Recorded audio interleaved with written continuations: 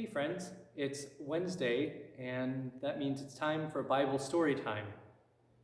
As I'm sitting here recording this, I can hear the raindrops falling on the roof of the church, and it made me think of a Bible story that I'd like to read for you today. So I'm going to do that. It's from the Spark Story Bible, like we do every week.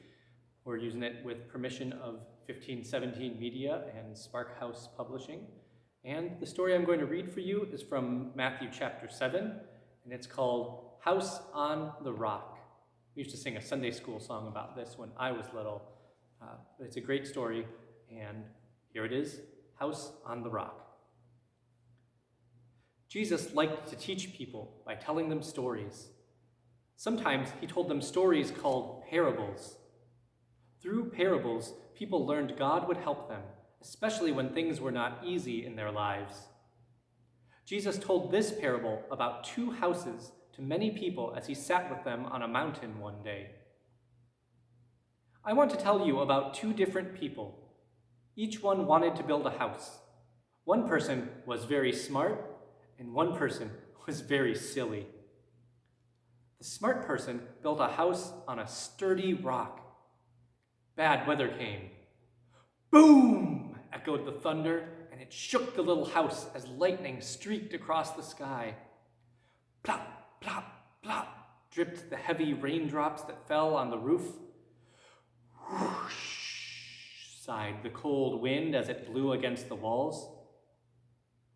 The house didn't fall down, though, because the smart person had built it on the sturdy rock. The silly person built a house on sand, and something very different happened. Bad weather came.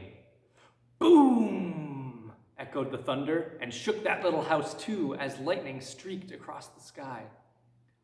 Plop, plop, plop, dripped the heavy raindrops that fell on the roof. Whoosh! Sighed the cold wind as it blew against the walls. Guess what happened this time? Because the silly person built the house on sand, whoosh, it fell down.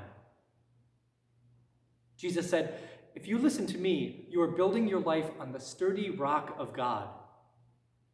If you don't listen to me, you are building your life on ideas that are like the sand that shifts and blows away. When Jesus finished talking, the people on the mountain were surprised by his words. They'd never heard stories like that before. Jesus was a wonderful teacher who helped them learn how to always trust God. Who likes to tell you stories? Does your mom or dad or grandma or grandpa or one of your aunts and uncles or even one of your siblings read you a story? What kind of stories do they like to tell you? What kind of stories do you like to hear? I hope you all are having a great time in school. I miss seeing you. Hopefully we'll get to see you again when Sunday school gets started soon. But until then, stay safe and be well. And we'll see you again next week for our next Bible story time. Bye, everyone.